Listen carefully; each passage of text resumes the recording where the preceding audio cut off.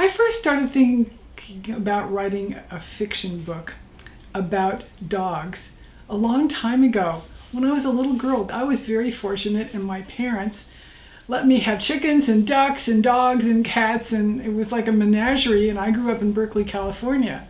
And so that was unheard of. And I grew up with two St. Bernard dogs, Brandy and Frida. And I studied them. They were always there for me. And I thought, how could their humans abandon them so that we got them? They were lucky that we got them.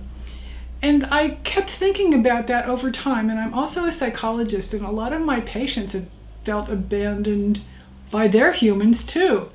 So I thought, I'm going to write a series of books about dogs, their abandonment stories, how they were rescued and how they rescued themselves, and how happy endings can come to those of us who have felt abandoned in the past.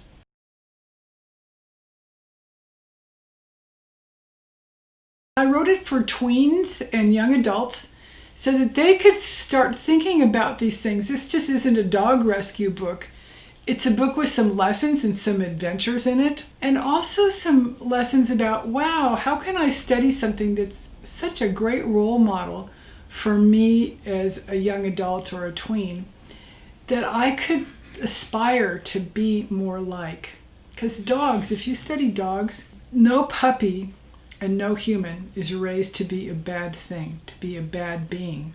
They learn it. Think about the dogs that are abused and end up at the SPCA. They weren't born mean. They weren't born barking. They weren't born so needy other than their biological needs. Same with humans. And then we learn all of this stuff. And if we had more role models to aspire to be like dogs are so nice to each other.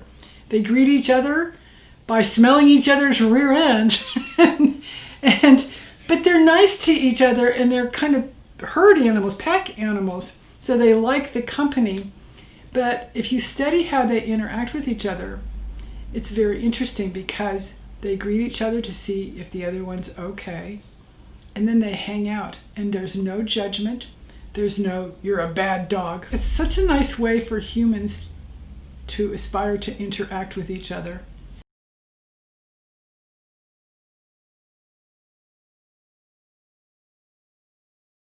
They're all of the above. For example, I have one of the dogs noticing that when his human had a baby, that the baby grew up to be a teenager, and he was wondering, wow, you know, the baby, like I was when I was a puppy, we were allowed on the sofa, in the bed, everybody thought we were really cute. And now the dog was noticing this baby grown to a teenager and not loved so much.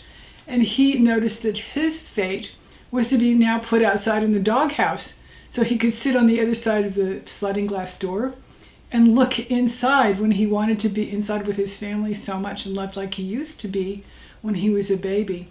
So it's about looking at parallels between humans and how they treat other humans, and dogs and how humans treat dogs, and how dogs treat each other.